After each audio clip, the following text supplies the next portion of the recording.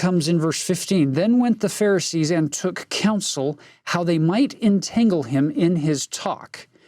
And they sent out unto him their disciples with the Herodians, saying, Master, we know that thou art true, and teachest the way of God in truth. Neither carest thou for any man, for thou regardest not the person of men. Can you hear the flattery and the false praise that they're laying on him to try to soften him up so that he would walk into their trap? Now, while those techniques might work with normal people, they don't work great with the Son of God. And so here's their trap. You ready for this? Tell us, therefore, what thinkest thou? Is it lawful to give tribute unto Caesar or not? So after their flattery, you speak the truth. You're such a wise master, and we're really wrestling with this debate of, is it really okay for us to continue to pay tribute to Rome? Because we know what happens when we pay money to Caesar. It gets spent to build pagan temples, pagan idols, and to build up that Roman Empire, which is rooted in idol worship. And you're also using money to pay the army that's oppressing us. So there's a lot of reasons they don't like paying the tax. So can you see the trap?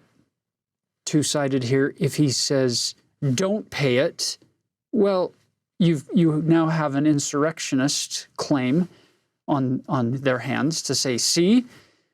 And if he says, do pay it, then they say, well, then you're not supporting the law of Moses, that you're not supposed to worship idols, you're not supposed to support oppressors. So they're thinking, this is the perfect trap. We've got him. Can you picture that moment, that pause after they've laid the question at his feet and all the people are sitting there thinking, what's he going to say? And I love what he says. Jesus perceived their wickedness and said, why tempt ye me, ye actors, you hypocrites? So the word is actor. Like, they're not sincere. He's like, let's have a real conversation about real issues that people really care about. Instead, you guys are just acting with the intention of creating problems for me and actually for a lot of other people. So then he says, verse 19, show me the tribute money.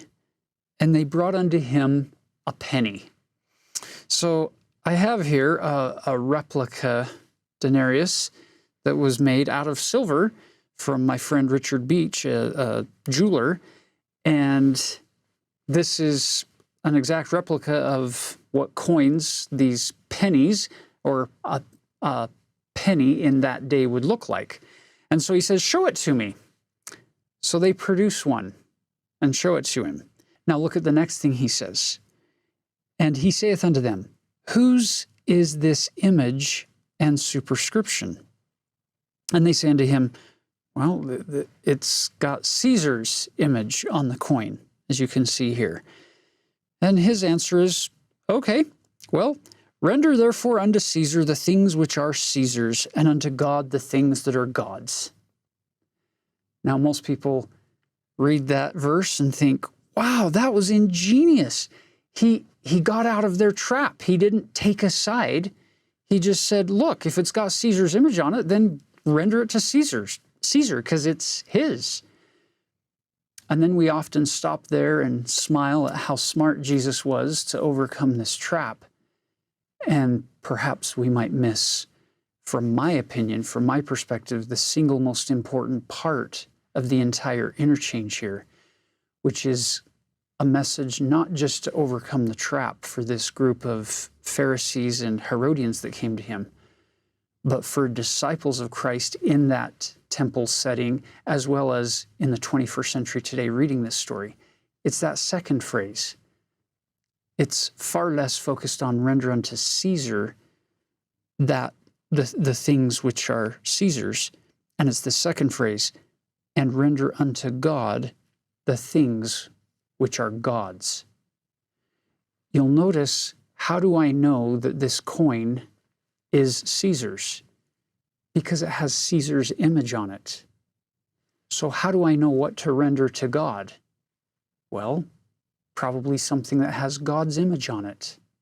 And there's only one thing that has God's image on it. And that's God's children. That's you. That's me. So at the end of the day here, when Jesus makes this statement, the message to me as a disciple of Christ is, Tyler, you need to give your life, render to God you. You'll notice how much easier it is to pay money and to give things away as opposed to giving yourself.